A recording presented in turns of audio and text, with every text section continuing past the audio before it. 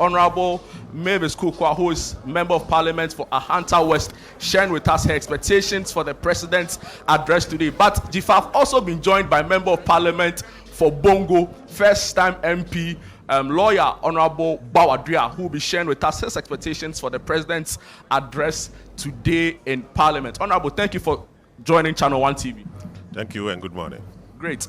The President is expected to deliver his first State of the Nation address for his second term.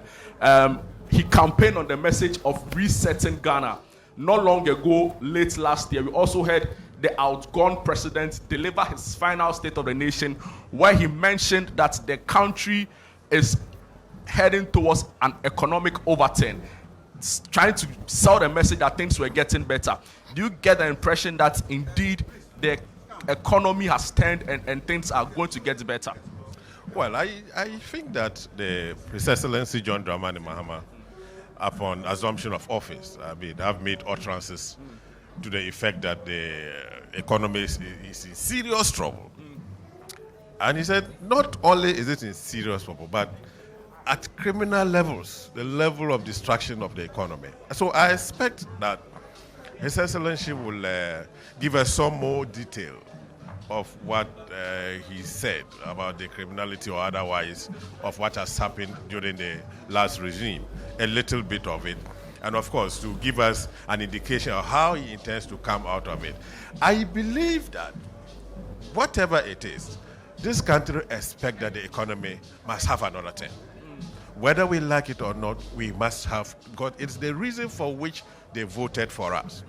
And we should have no excuse to say that because of the current state of the economy, we are unable to turn it over. So I expect His Excellency John Mahama to tell us some of the things that he intends to do, give us some indication. I believe that the major details of how this will come about will be in the budget when it is read subsequently. But some baselines based upon which we should have hope that there will be some improvement in the economic life of Ghanaians. The minority tell us that the recent 10% salary increment for public sector workers and government's pronouncements or its pledge to pay the DDP coupons, are evidence of the good works they put in place prior to your assumption into office.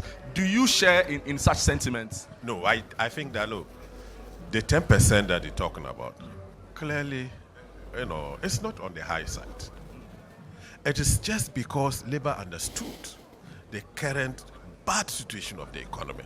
And note that His Excellency the President had to go there personally and physically partake in the negotiations.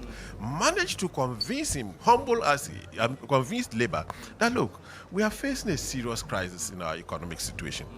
Please take 10% and give me the opportunity to turn around the economy so that in the future we can now enjoy. So I don't think the minority should talk of 10% as though it was something huge for Labour. Apart from that, it was the government's ability to organize itself, source funding to settle those bonds. You understand? So it ought not to be taken as though there was money available. If you listen to the finance minister, he was clear that it was the ingenuity of the new government that led to the ability of the new government to settle these debts. So I think that let's give His Excellency John Mahama the opportunity to have the free hand to run the economy and see how in the near future this will change our life.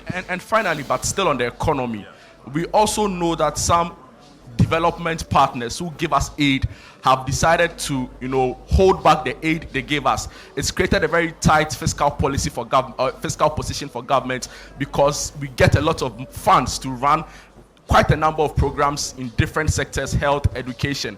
How is government going to cope with this pressure or this setback of not being able to access these funds that we've been used to receiving? And I'm referring to the United States aid, US aid. I think that is a critical issue that government needs to pay attention to. US aid is no more going to fund our activities, and some other organizations, including the UK organizations as well. So government has stated that one, it will be prudent in government spending, and that is key. In the majority of situations, government have spent money, especially in the past government, spent money without any prudence.